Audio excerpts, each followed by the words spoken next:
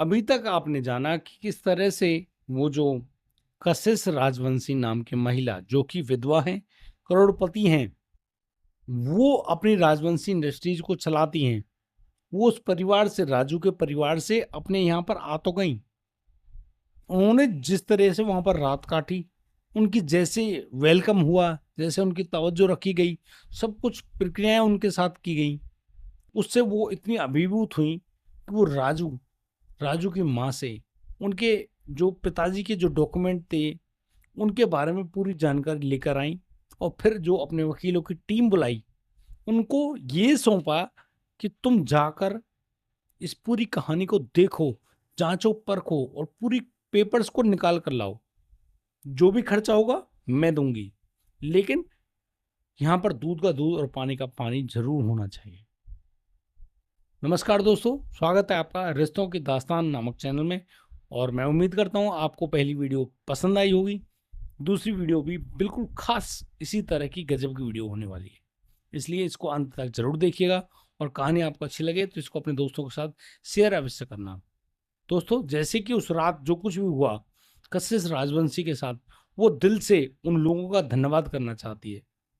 लेकिन जैसे कि उन्होंने पूरी कहानी समझी कि जो राजू और राजकुमार है, उसके परिवार जो कि एक अच्छी इंडस्ट्री को चलाने वाले मालिक का बेटा था, उसके रिश्तेदारों ने उनसे जमीन भी, उनका घर परिवार सब कुछ उनसे छीन लिया, नकली कागजात दिखाकर या असली, या उन्होंने क्या उनके साथ गेम खेला, ये बड़ी बात थी। और इस बड़ी बात को सॉल्व करने के लिए कशिश राजवंशी ने अब ये बात सोच ली कि बिल्कुल वो अब दूध का दूध और पानी का पानी करके ही मानेंगे। और फिर वो पूरी कोशिश में लग गई, वकीलों को पूरी जिम्मेदारी दी। और वकीलों ने अब जगह जगह जाकर, तहसील जाकर, अदालत जाकर सारे डॉक्यूमेंट्स को वेरीफाई कराया। कशिश राजवंशी के पास एक खास जानकारी आती है। उस जानकारी को लेकर कशिश राजवंशी अपने जिस तरीके से वो चलती थी सिक्योरिटी गार्ड्स के साथ, उस गाड़ी को लेकर उसी गांव में, उसी जगह पर पहुंची जहां पर उसकी गाड़ी फंस गई थी। और फिर उसने बड़े ही गौर से उस घर को देखा जहां पर उसने उस रात पनाह ली थी। दोस्तों, कशिश राजवंशी ने वहां पर राजू को भी देखा, राजू के जो माता जी हैं और जो बहन सुमन है उसको भी देखा। और फिर उनके पास जाकर वो बैठी, उनके लिए चाय लाई गई। कशिश राजवंशी ने बड़े अपनापन दिखाते हुए वहां पर अब जो बोलना था, जो कहना था उन्हें, वो कहना शुरू कर दिया। उन्होंने बड़ी तसल्ली से राजू की माँ जी को बताया कि माँ जी, आपके साथ ना वाकई में बहुत बड़ा छल हुआ, कपट हुआ। दरअसल आपके जो रिश्तेदार थे, उन्होंने झूठ बोलकर, नकली कागजात दिखाकर आपको, आपकी इंडस्ट्री, आपके काम, आपके बिजनेस, आपके घर से हर तरीके से आपको बेदखल कर दिया, क्योंकि वो चाहते थे कि जो राजकुमार अग्रवाल है, जो इनकी इंडस्ट्रीज है, उस पर उनका कब्जा हो जाए और आपका आलीशान मकान उनका हो जाए। और वो लोग आज भी वहां पर रहते हैं। मुझे आपकी मदद चाहिए, आपके साइन और सिग्नेटरी चाहिए, राजू के भी साइन चाहिए, ताकि मैं इन सब चीजों को लेकर, राजू को लेकर उस कोर्ट में जाऊं और वहां पर लड़ाई लड़ूं तुम्हारे हक की। मैं चाहती हूं तुम अपना पूरा जो स्वाभिमान है उसको पाओ, जहां पर आप वाकई में काबिल हो, उस सब चीजों को आप पाओ। इन बातों को सुनने वाली वो माँ काफी भावुक होती हैं और फिर उस लड़की के सिर पर हाथ फेरते हुए बड़ा सा आशीर्वाद देते हुए कहती हैं, वाह बेटी वाह, जैसा तुम कर रही हो ना, ऐसा तो अपने भी नहीं करते। तुम एक लड़की ऐसी जिसको हम जानते तक नहीं, वो हमारे लिए ये सब कर देगी। एक और जहां हमारे अपने सगे बच्चे थे, सगे रिश्तेदार थे, उन्होंने हमारे साथ धोखा किया। और एक और तुम हो जिनको हम ठीक ढंग से जानते तक नहीं, वो हमारे साथ ऐसी मदद कर रही हैं। बेटी, तुम वाकई में बहुत नेक दिल हो, बहुत अच्छी बात है। कशिश राजवंशी ने राजू से कहा कि अपने जितने भी डॉक्यूमेंट्स हैं सबको अपने साथ ले लो और मेरे साथ चलो। माँ जी से परमिशन ली कि उनको करीब 2 4 10 दिन का टाइम लग जाएगा।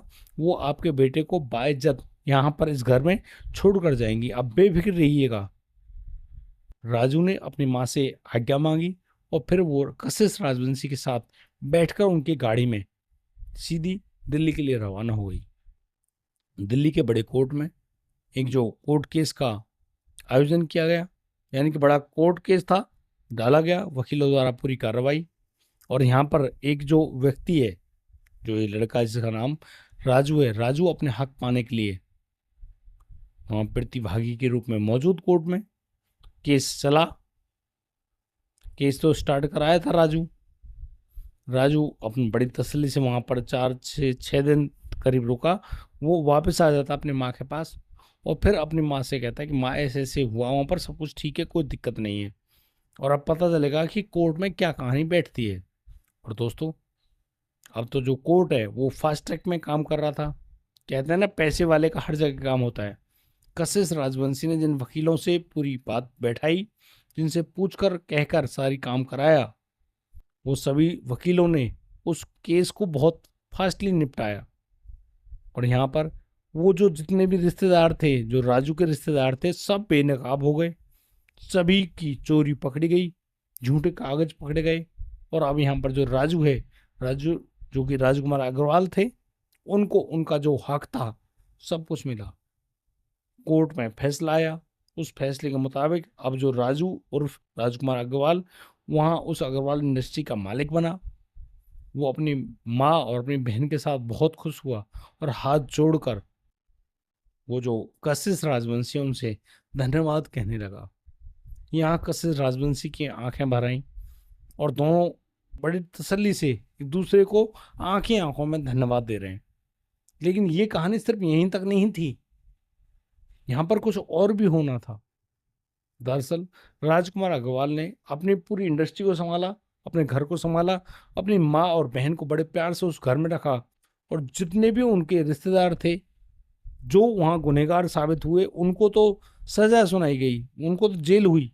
लेकिन और जो उनकी पत्नियां थी या बच्चे थे, उन्होंने सब ने नाक रगड़ रगड़ कर राजकुमार अग्रवाल से माफी मांगी और उनसे कहा कि उनको माफ कर दो, उनको माफ कर दो, कि वो उन्होंने गलतियां कर दी। उनके परिवार को, उनके माता पिता जो भी हैं, जो गुनहगार जो जेल में है, उनको बाहर कर दो।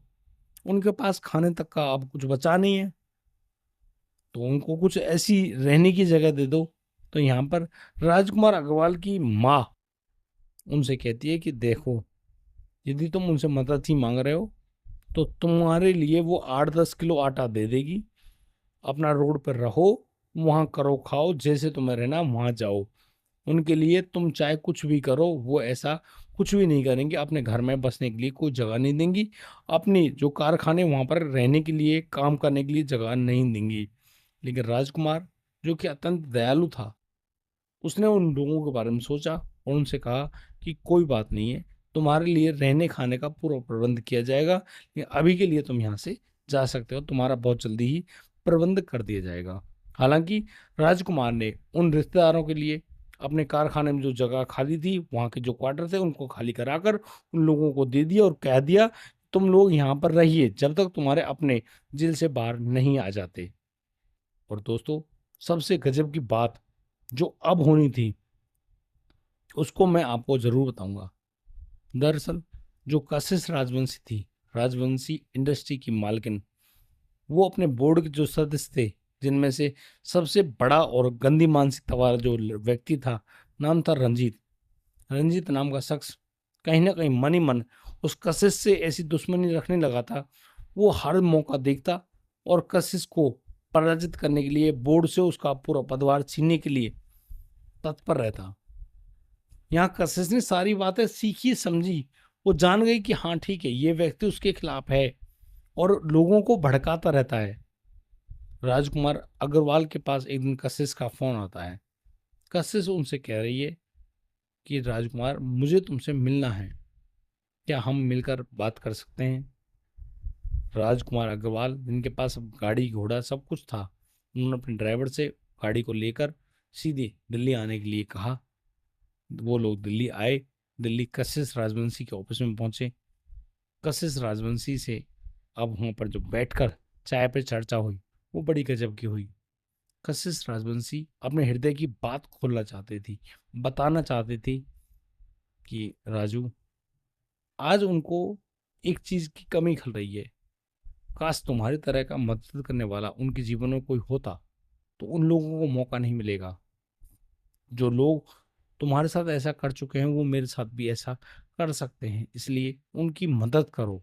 वो तुम्हारे आगे हाथ हाथ जोड़ती है और तुमसे मदद मांगती है कि उनकी हेल्प करो, ताकि वो खुद उन लोगों को जवाब दे सकें, क्योंकि उनके साथ कभी भी बड़ी से बड़ी साजिश रची जा सकती है। अब इतनी बात सुनते ही राजू बहुत ज़्यादा हैरान हुआ। उन्होंने कहा, बताइए आप, मैं आपकी किस तरह से सहायता कर सकता हूँ। कशिश राजवंशी ने राजकुमार अग्रवाल के हाथों को अपने हाथ में लिया और बड़े प्यार से कहा, देखो, तुम्हारी शादी नहीं हुई है और तुम मुझे जानते हो, मैं विधवा हूँ। मैं चाहती हूँ कि आप मुझे स्वीकार कर लो। दोस्तों, इतनी बात सुनते ही कहीं ना कहीं राजकुमार अग्रवाल के दिमाग की और दिल की जो बात थी, जो कि उसके होठों पर आने से रुक रही थी, उस बात को, उस आवाज को आज ताकत मिल गई थी। वो आज ये कहना चाहता है कि हाँ बिल्कुल, जैसा तुम चाहोगी मैं वैसा करने के लिए तैयार हूँ, लेकिन मुझे आगे बढ़ने के लिए अपनी माँ की अनुमति की आवश्यकता है। कशिश राजवंशी ने उसके हाथों को अपने हाथों से हटाते हुए कहा, बिल्कुल, मैं आज तुमसे ये कहती हूँ कि तुम अपनी माताजी से ही पूछकर कोई भी फैसला लेना। यदि वो ना करती हैं तो मुझे बता देना कि ना है, कोई जबरदस्ती करने की जरूरत नहीं, और अगर वो हाँ करते हैं तो बिल्कुल मैं तैयार हूँ। दोस्तों, राजकुमार अग्रवाल वहां से लौट कर तो आते हैं और सीधे अपने माँ के पास जाते हैं और फिर अपनी माँ से अनुमति मांगते हैं कि माँ, जो कशिश है, कशिश इस घर की बहू बनना चाहती है, क्या मैं इस विधवा करोड़पति जो कशिश है उससे शादी कर सकता हूँ। ना जाने क्यों वो माँ भी भावुक हो गई और फिर अपने बेटे से कहने लगी, बेटा, मैं हमेशा से यही सोचती थी कि काश तेरी जो बहू हो बहुत ही अच्छी हो, सुंदर हो दिखने में, लेकिन वो चरित्र से बड़ी नेक हो, बहुत सभ्य हो, समझदार हो, और ये सारे गुण उस कशिश राजवंशी में मौजूद हैं। मैं भी चाहती हूँ कि वो हमारे घर की बहू बने। मैं चाहती हूँ कि वो हमारे घर में आए, हमारे घर को, परिवार को, सब कुछ संभाले। दोस्तों, ये सारी खुशियों की बातों को लेने के बाद राजकुमार अग्रवाल ने अगले दिन अपनी बहन को, अपनी माँ को अपनी गाड़ी में बिठाया और सीधा दिल्ली आ गया और कशिश राजवंशी के लिए ढेरों उपहार लेकर आया। और उन खुशियों के साथ वो कशिश राजवंशी के ऑफिस में पहुंचता है, जहां पर कशिश राजवंशी वाकई में मौजूद थी। राजकुमार ने ये सब बातें उनको बताई नहीं थी पहले, लेकिन अब वो आज मौजूद हैं, और मौजूद होने पर ही उन्होंने उनको बताया कि माताजी स्वयं राजी हैं और वो खुद तुमसे बात करना चाहते हैं। दोस्तों, राजकुमार अग्रवाल की माताजी ने कशिश राजवंशी को नजर भर देखा और कशिश राजवंशी ने तुरंत जो राजकुमार अग्रवाल की माँ है उनके पैरों को छुआ। यहाँ पर उस माँ ने उस कशिश के सर पर हाथ फिराते हुए कहा कि बेटी, सौभाग्यवती हो, मुझे तो मंजूर हो, और तुम जैसी भी हो हर तरीके से मंजूर हो। मैं तुम्हें अपने घर ले जाना चाहती हूँ। मेरी बेटी सुमन तो है ही, मैं तुम्हें भी अपनी बेटी बनाना चाहती हूँ। मेरे घर में हमको संभालो। राजकुमार अग्रवाल बहुत सीधा लड़का है, उसको संभालो, और मैं उसको अब ये जिम्मेदारी देना चाहती हूँ कि वो भी तुमसे शादी रचा ले, तुम आराम से अपनी जिंदगी को शुरू करो। दोस्तों, बहुत ही साधारण से समारोह में उनकी शादी भी होती है। राजकुमार अग्रवाल वेड्स कशिश राजवंशी, दोनों की बहुत अच्छे ढंग से, बहुत साधारण से समारोह में शादी हुई और उन्होंने लोगों को ढेर सारे उपहार बांटे। उधर जो अग्रवाल इंडस्ट्री है वो बहुत खुश, इधर जो राजवंशी इंडस्ट्रीज है वो भी बहुत खुश। लेकिन अब इनकी जो प्लानिंग है वो काम करती है, क्योंकि कशिश राजवंशी राजकुमार को बता चुकी थी कि रंजीत कैसा आदमी है, वो तुम्हारे साथ कुछ भी कर सकता है। इसलिए उस लड़के राजकुमार अग्रवाल ने बड़ी तसल्ली से मीटिंग करी रंजीत के साथ और उससे कह दिया कि देख भाई, यदि तुम कुछ और गलत चाहते हो तो उनके साथ बिल्कुल भी खेल ना खेलें, और यदि तुम ऐसा कुछ करना चाहते हो तो खुद को जेल जाने के लिए तैयार कर लो, क्योंकि अब तुम कुछ भी नहीं कर पाओगे। तब तो आप समझते थे ये अकेली महिला है, विधवा महिला है, इसके साथ कौन होगा, लेकिन आज मैं इसके साथ खड़ा हूँ, हर तरीके से इनके साथ मौजूद हूँ। यदि तुम्हें अपने बोर्ड में मेंबरशिप चाहिए या फिर आप यहाँ पर बरकरार रहना चाहते हो तो आराम से रहो, उन्हें कोई दिक्कत नहीं है, लेकिन वो कोई भी गलत कदम ना उठाएं, वरना वो अपने हर सब चीज से हाथ धो बैठेंगे। दोस्तों कहीं ना कहीं रंजीत को भी समझ में आ गया कि अब कशिश राजवंशी को हराना उसके लिए बहुत मुश्किल हो गया है, क्योंकि एक नेक दिल इंसान राजकुमार अग्रवाल उनकी जिंदगी में आ चुका है। दोस्तों इस तरीके से इस कहानी का समापन तो होता है। कशिश राजवंशी अपने पति राजकुमार अग्रवाल के साथ बड़ी तसल्ली से जिंदगी शुरू भी करती हैं और जीती भी हैं। उन्होंने सारी बातें करी, बड़े प्यार से रहे भी। और यहाँ पर कशिश राजवंशी ने 1 साल बाद अपनी सासू माँ को एक बहुत प्यारा गिफ्ट दिया। तो कशिश राजवंशी अब माँ बन गई थी और उन्होंने बड़े प्यारे से बच्चे को जन्म दिया। एक दादी अपने पोते को अपनी गोद में खिलाकर बहुत खुश हुई। दोस्तों ये थी आज की कहानी। आप लोगों को कैसी लगी मुझको कमेंट करके जरूर बताइएगा। और इसी प्रकार की कहानियों को देखने के लिए, जानने के लिए, समझने के लिए कि हमारे रिश्ते किस प्रकार से अनजानों से ऐसे जुड़ जाते हैं और जो हमारे खास होते हैं उनसे अलग हो जाते हैं। दोस्तों हमको सब्सक्राइब करना बिल्कुल ना भूलें और अपना प्यार बना कर रखें। आज के लिए सिर्फ इतना ही। राधे राधे, जय श्री कृष्ण।